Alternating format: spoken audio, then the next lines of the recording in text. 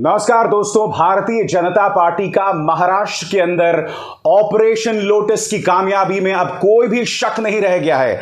आपके स्क्रीन पर आप ये वीडियो देख रहे हैं। इस वीडियो में गुवाहाटी के रैडिसन ब्लू में एकनाथ शिंदे और उनके साथ कम से कम 35 विधायक जो हैं रैडिसन ब्लू होटल में प्रवेश कर रहे हैं। गुजरात से वो असम की ओर जो है रुख कर चुके हैं। इसका अर्थ यह हुआ कि महाराष्ट्र के मुख्यमंत्री उद्धव ठाकरे ने कल रात जो एकनाथ शिंदे से बात की थी उसका उन पर कोई असर नहीं पड़ा। इसका अर्थ यह हुआ कि महाविकास अघाड़ी सरकार के जाने की उल्टी गिनती शुरू हो गई है दोस्तों। और आज निहायत ही नाटकीय अंदाज में आप देख सकते हैं इस वीडियो से किस तरह से ली मेरिडियन होटल से तमाम विधायकों को एयरपोर्ट लाया जाता है और फिर एयरपोर्ट से वो गुवाहाटी का रुख करते हैं। देखिए, एक बात स्पष्ट है, अगर किसी तरह की कोई मान मुनव्वल की गुंजाइश होती तो एकनाथ शिंदे असम नहीं जाते।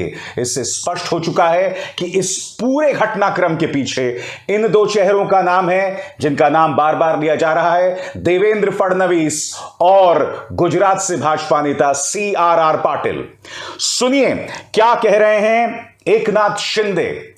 उन्होंने कहा शिवसेना को छोड़ने का सवाल नहीं होता, मगर हम बाला साहब ठाकरे की शिवसेना को आगे बढ़ा रहे हैं और बीजेपी के साथ ही शिवसेना को जाना चाहिए। कोई शक नहीं रह जाता कि इस पूरे ऑपरेशन के पीछे कौन है। देखिए, एक बात स्पष्ट हो जाए, एकनाथ शिंदे अगर आज ये दावा कर रहे हैं ना कि हम बाला साहब ठाकरे के हिंदुत्व को आगे बढ़ाना चाहते हैं, ये मुगालता नहीं रहना चाहिए कि एकनाथ शिंदे ने फैसला सिर्फ इसलिए उठाया क्योंकि बतौर अर्बन डेवलपमेंट मिनिस्टर वो तमाम काम नहीं कर पा रहे थे जो वो करना चाहते थे, क्योंकि उनके सिर पे उद्धव ठाकरे ने एक और व्यक्ति को बिठाया हुआ था। इसके अलावा 2014 से ही एकनाथ शिंदे के अंदर एक ख्वाहिश है कि वो महाराष्ट्र के मुख्यमंत्री बने। उनको ये बात पच नहीं रही थी कि उद्धव ठाकरे के बाद पार्टी के अंदर नंबर 2 अब वो नहीं थे बल्कि आदित्य ठाकरे थे। इसके अलावा उद्धव ठाकरे का जो पुत्र मोह था वो भी कहीं ना कहीं एकनाथ शिंदे की नाराजगी की वजह बना। एकनाथ शिंदे को लग रहा था कि बतौर अर्बन डेवलपमेंट मिनिस्टर जो वो करना चाहते थे, जो उससे लाभ हासिल करना चाहते थे, वो हासिल नहीं कर पा रहे थे और नतीजा आज आपके सामने है।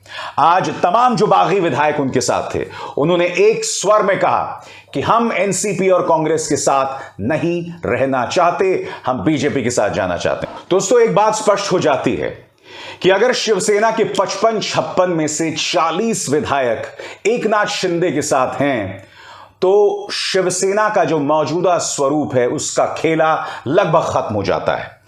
और एकनाथ शिंदे ने इस तस्वीर के जरिए अपना शक्ति प्रदर्शन किया और इस तस्वीर के अंदर उनके साथ करीब 35 विधायक थे।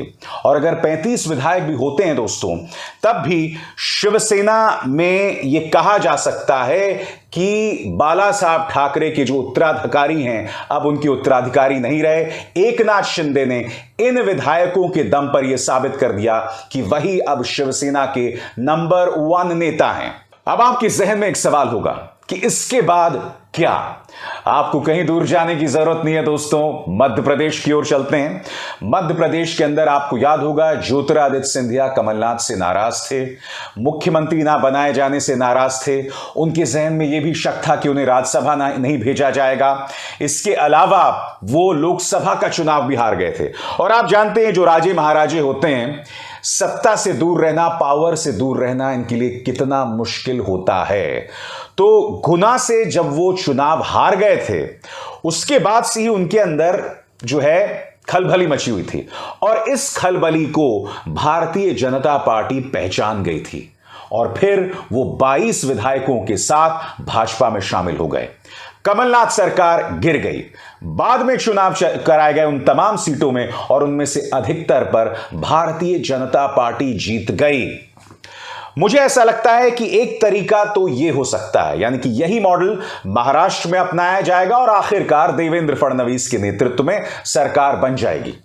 मगर दूसरा तरीका यह हो सकता है कि एंटी डिफेक्शन लॉ जो है वो एकनाथ शिंदे के सपोर्टर्स पर लागू नहीं होगा और असली शिवसेना वही बन जाएंगे या वो अपना धड़ा अलग से बना लेंगे और भारतीय जनता पार्टी के जो समर्थक विधायक या खुद बीजेपी के तमाम विधायकों के साथ मिलकर ये आसानी से सरकार बना लेंगे।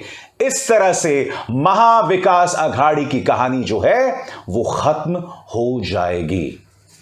वैसे दोस्तों मानना पड़ेगा, भारतीय जनता पार्टी ने लगातार पिछले 2.5 साल से दबाव बनाए रखा था। कभी प्रवर्तन निदेशालय के बहाने, आप जानते हैं एनसीपी के 2 नेताओं को जेल में डाल दिया गया। नवाब मलिक, अनिल देशमुख अभी भी जेल में हैं। अनिल परब जो शिवसेना के नेता हैं उन पर लगातार दबाव बनाया जा रहा था। शिवसेना के तमाम नेताओं को अलग अलग मुद्दों में फंसाया जा रहा था। और एकनाथ शिंदे की बात करें, एकनाथ शिंदे जो हैं उनके बारे में कहा जाता है वो देवेंद्र फडणवीस के बहुत करीबी हैं। मगर आज अगर इनकम टैक्स या ईडी उनके बैंक अकाउंट्स को खंगालने लगे तो बहुत मुश्किल में आ जाएंगे वो। सूत्रों के हवाले से कहा जाता है कि कहीं ना कहीं एकनाथ शिंदे पर भारतीय जनता पार्टी का ये प्रेशर भी था, ये दबाव भी था। और जैसे कि दूसरा मुद्दा, एकनाथ शिंदे खुद बहुत ही ज्यादा महत्वाकांक्षी थे। इस संकट से शिवसेना, कांग्रेस और एनसीपी के निकलना अब नामुमकिन सा लग रहा है।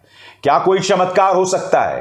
क्या शरद पवार कोई चमत्कार कर सकते हैं? क्योंकि शरद पवार कह चुके हैं कि यह मामला शिवसेना का इंटरनल मामला है और शिवसेना इसका समाधान कर लेगी। जैसा कि उन्होंने पार्टी में जो संकट आया था जिसमें अजीत पवार जो है बीजेपी की तरफ चले गए थे और डिप्टी सीएम बन गए थे, उसका उन्होंने समाधान कर लिया था। मगर यह मामला बहुत पेचीदा है। न सिर्फ पेचीदा है बल्कि शिवसेना के इतिहास में इतनी पेचीदगी कभी नहीं देखी उन्होंने, इतना बड़ा संकट कभी नहीं देखा। छगन भुजबल ने पार्टी को नुकसान पहुंचाने की कोशिश की, नारायण राणे ने पार्टी को नुकसान पहुंचाने की कोशिश की, राज ठाकरे ने पार्टी को नुकसान पहुंचाने की कोशिश की, मगर कोई कुछ नहीं कर सका। थाने की पृष्ठभूमि के एकनाथ शिंदे ने पार्टी की नींव को पूरी तरह से हिला दिया दोस्तों। और इससे उबर पाना उद्धव ठाकरे के लिए एक बहुत बड़ी चुनौती होने वाली है और भारतीय राजनीति का एक बहुत बड़ा चमत्कार भी। मेरे इस मंच पर महाराष्ट्र से जुड़ी तमाम राजनीति की पल पल की जानकारी और हर अहम जानकारी का एनालिसिस मैं आप तक पेश करते रहूंगा। अभिसार शर्मा को दीजिए इजाजत। नमस्कार। स्वतंत्र और आजाद पत्रकारिता का समर्थन कीजिए, सच में मेरा साथी बनिए। बहुत आसान है दोस्तों, इस ज्वाइन बटन को दबाइए और आपके सामने आएंगे ये 3 विकल्प, इनमें से एक चुनिए और सच के इस सफर में मेरा साथी बनिए।